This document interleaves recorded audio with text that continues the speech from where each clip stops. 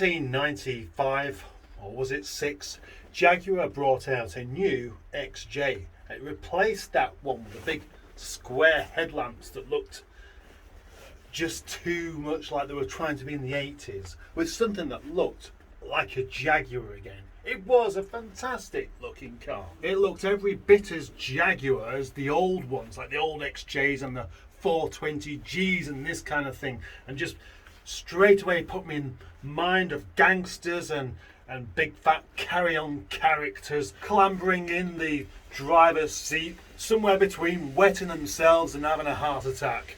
I really wanted one of these cars, but I couldn't, because obviously it was a Jaguar and it was very expensive, and it was still brand new.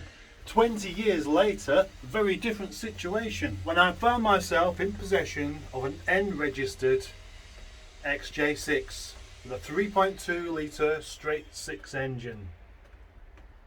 I'm going to say it, nice. I swapped my BMW 530 diesel for it, which was a deal I was happy with, but it wasn't one that made financial sense. This car was definitely one of those that pulled me in all different directions. On one hand, it was a beautiful looking, very big saloon car, but on the other, it was all outside and no inside. It was so cramped inside, I mean, it really wouldn't work for anyone bigger than me at all. And then the rear seats weren't particularly big, and even the boot, the really big boot, wasn't as big as it could have been, because the fuel tank was in between the boot and the back seat rather than underneath the back seat like you have in most cars. And because the fuel tank was in between the back seat and the boot, it meant it didn't have to be jacked up at all.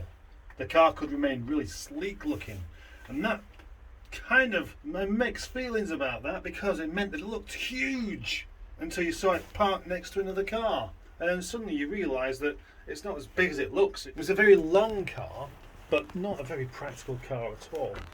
Everything made it look low down. It was almost like it was a toy car. It looked out of scale, it looked out of perspective next to just about everything it could be near. All medium-sized cars of this era were doing better for interior space. It was just bonkers. Really very strange indeed. But that car, it just felt special.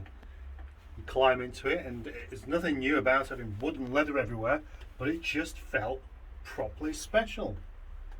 And then you switch the engine on and then drive it down the road and realise you need to go and buy some more petrol. I couldn't imagine having one of those these days with the price of petrol now. As you can imagine, the Jag was very heavy on fuel, but it also wasn't very quick either. Straight 6 automatic, I think 220 brake horsepower, something like that. Sounds like quite a lot, but it's a heavy car and it didn't really push it very well, but it did like to drink. One day I had my car parked next to one of the manager's newer XFs, and it looked small, but it did look much more like a Jaguar, and it was more like a Jaguar. And I liked the look of it more. Another rather amusing instance was when I bought a vacuum cleaner. I bought a Henry vacuum cleaner, which meant that years later I got the pink vacuum cleaner to take to work with me. And I bought it from Argos and bunged it in the boot and sent the missus a message saying, "Henry's in the boot of the Jag." Unfortunately, I owned this Jaguar whilst working a full-time job delivering cable around the country, and I didn't really have much time for repairs or anything like that. So when the time came and the MOT ran out, it did sit in the car park for a couple of months before I swapped it for a Saab 9.3 diesel.